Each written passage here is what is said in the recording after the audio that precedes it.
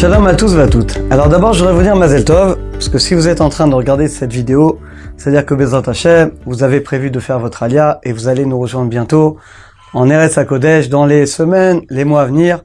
Alors d'abord, Mazel Tov, c'est clair que c'est la bonne décision. La place d'un juif, elle est en Eretz Israël. Je vais vous dire pour commencer que le Ramban nous dit que l'essentiel de la Torah, c'est en Eretz Israël. Et la mitzvah de Yishuv de Israël, dit le Ramban Nachmanide, la mitzvah d'habiter la terre d'Israël, elle est aussi importante que les 613 mitzvot.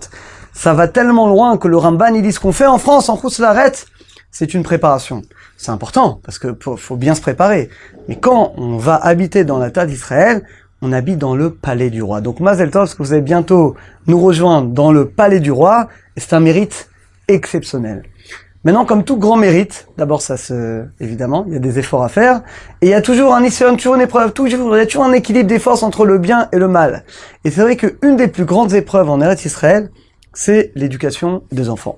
Et moi, j'aimerais vous dire, parce que j'ai eu le privilège d'être rave d'une communauté à Paris, après Baruch Hashem maintenant à Kiryat HaSharon, qui est un quartier de Natania. Il y a quelque chose qui est frappant, que j'ai vu ici, que j'ai pas vu en France, c'est qu'on voit malheureusement des fois ici en Israël, on voit des fois des parents qui sont extrêmement religieux. J'ai vu des papas avec des barbes comme moi, des longues barbes comme moi, des chapeaux, etc. La femme complètement tout la sniout, et des enfants, c'est choquant. Et c'est choquant, et ça je l'ai pas vu en France, je l'ai vu ici. Alors, je me suis dit, bon, peut-être que, c'est un cas d'exception. Et puis, je l'ai vu pas mal de fois. Alors, on va pas maintenant faire un cours pour expliquer pourquoi, mais une des causes, quand on parle avec les parents, qu'est-ce qui s'est passé? Une des causes, c'est les écoles où souvent les parents font l'erreur, une erreur qui est très chère, une erreur. Ils viennent, on leur dit c'est une école religieuse, ils ont l'impression que c'est bon, ils les mettent dans des écoles soi-disant religieuses, et là, on se rend compte que ça n'a rien à voir. Quand on dit école religieuse en France, c'est clair, chacun sait ce que c'est en France, une école religieuse. Le problème, c'est qu'en Israël, ce n'est pas comme ça. La société israélienne est très sectorisée.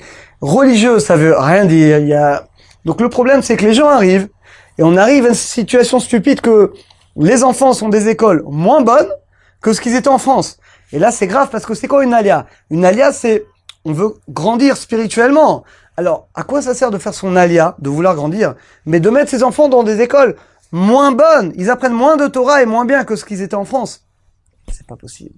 C'est pas possible. Et c'est une grande responsabilité. Et souvent, c'est une ignorance, une naïveté des parents. Ils sont à voir. Et une fois que les enfants sont dans les écoles, c'est très dur de les faire sortir. Après, ils sont grands, ils veulent plus sortir. Et c'est une catastrophe.